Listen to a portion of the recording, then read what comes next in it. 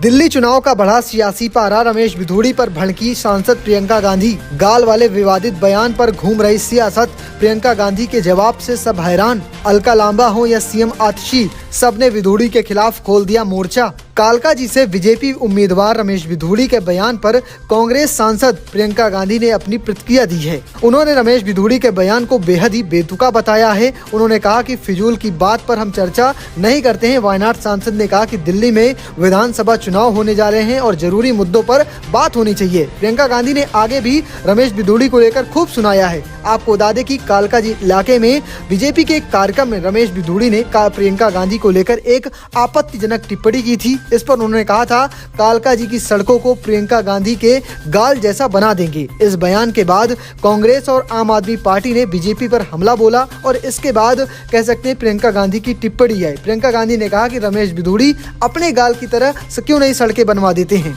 Ma'am, did you speak on the bill? अपने गानों के बारे में बात नहीं की उन्होंने। वहीं इस पूरे मामले पर कांग्रेस नेता अलका लांबा क्या कुछ कह रही, चलिए आपको वो सुनवाते हैं।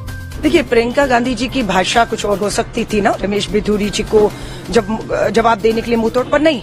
वो परिवार ऐसा है, इतना सभ्य है और वो इस तरह के बयानों से विचलित नहीं होता। जितना मर्जी अपमान करे, नीचा दिखाएं। और पूरे कालकाजी में चर्चा हो रही है कि रमेश बिधूड़ी, प्रियंका कौन है? किसी की बेटी और बहन है। उसके गालों जैसी सड़क बनेगी कहकर तुमने हर घर की माँ बहन बेटी का अपमान किया है। यानी कि कल को हमारी गली में आओगे तो कहोगे फलाने के जो है गालों की तरह मैं ये करूंगा, उसकी बेटी के गालों की तरह, उसकी बेटी की आंखों की तरह। सो अपमानित हुई है, बर्दाश्त नहीं किया जा रहा। कालकाजी में आइए, मैं आपको आमंत्रित करती हूँ। एक एक बेटी और बहन से, पिता भाई से मिलिए। गुस्सा है और रमेश बिधूड़ी अपने बयानों की वजह से लोगों के दिलों से उतर चुके हैं। भारी विरोध होगा, महिलाएं उनको घेरने वाली हैं। उनसे माफी अब एक से नहीं, हर कालकाजी की महिलाओं से एक एक से माफी मांगनी होगी। शायद तब भी मुझे लगता है कि चुनाव निकल जाएगा। माफ नहीं करेंगे और चुनाव में आने से पहले वो बाहर हो चुके हैं। सिर्फ कांग्रेस ही नहीं, आपकी रीना गुप्ता ने भी रमेश बिधूड़ी पर करारा तंज कसा है, वो भी सुन लीजिए।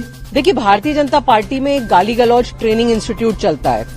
इनके सारे नेता, एक से एक बड़े बड़े नेता, तरह तरह की सिर्फ गाली गलौज करते रहते हैं। जब खुद प्रधानमंत्री जी 100 करोड़ की गर्लफ्रेंड और इस तरह के बयान देते हैं तो रमेश बिधूड़ी क्या हैं? और रमेश बिधूड़ी ने पहले माइनॉरिटीज के खिलाफ बयान दे चुके हैं संसद में। उसके बाद लगातार वो दिल्ली की महिलाओं के खिलाफ बोलते आ रहे हैं। ऐसे लोगों को तो भारतीय जनता पार्टी से निकाल के फेंक देना चाहिए। दिल्ली की महिलाओं को आपका वोट चाहिए, लेकिन दिल्ली की महिलाओं को आप इस तरह अपमानित करते रहेंगे रोज। इन सब के बाद रमेश बिधूड़ी ने खुद मीडिया के सामने आकर इस पूरे मामले को लेकर माफी मांगी है। चलिए आपको सुनवाते हैं रमेश बिधूड़ी का बयान।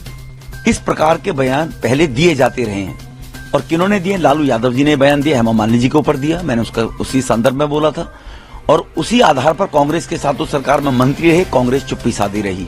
नरेश बालियान आम आदमी पार्टी का विधायक है। 2024 में फिर उन्होंने ये बयान को दोहराया। 2024 के चुनाव में तो आरटीसी की चुप्पी रही। लेकिन फिर भी अगर मेरे इस बयान से कोई व्यथित है, किसी को दुख पहुंचा है, तो मैं हृदय से इस बात के लिए अपने शब्द वापस लेते हुए खेद प्रकट करता हूं और इस बात के लिए मैं दुख प्रकट करता हूं कि अगर किसी को खेद पहुंचा हो। लेकिन इन लोगों को उंगली उठाने का कोई इस बात के लिए राइट अधिकारी नहीं बनता है कि वो ऐसे बयानों की करे। तो पहले अपनी गिरबान में वो लोग झांके। अलका लांबा जो खुद एक महिला है, कांग्रेस की नेता है, उन्होंने आपके खिलाफ प्रोटेस्ट किया है। आतिशी कह रही है कि विधानसभा में बीजेपी को, रमेश बिधूड़ी को महिलाएं जवाब देंगी। कैसे काउंटर करेंगे दोनों सवाल? महिला, मैंने कहा ना, माता बहनों का हम सम्मान करते हैं और हमसे हमारी संस्कृति, सनातन संस्कृति में सबसे पहले महिलाओं का सम्मान होता है। और अब इनके पास कुछ है नहीं। कांग्रेस भ्रष्टाचार के कारण डूब गई। मेरे 2 बच्चों की कसम, ये केजरीवाल ने कहा था कांग्रेस से नहीं जाऊंगा। और आतिशी और केजरीवाल वो वोट मांग नहीं सकते काम को लेकर, तो अब उनके पास और कुछ है नहीं वोट मांगने के लिए। इसी प्रकार की कार्ड खेलने की कोशिश करेंगे। मैं पूछना चाहता हूं आतिशी से, केजरीवाल जी ने कहा कि आतिशी मुख्यमंत्री की दावेदार नहीं होगी, मेरे नाम पे वोट मांगा जा रहा है। ये महिला का अपमान नहीं है? वो टेम्परेरी मुख्यमंत्री है, खड़ा हुआ मुख्यमंत्री है, स्टूल पर बैठा दिया उनको जी, कुर्सी अलग केजरीवाल ने रखवा ली। तो क्या वो महिला का अपमान नहीं है? तो अपनी गिरबान में झांके।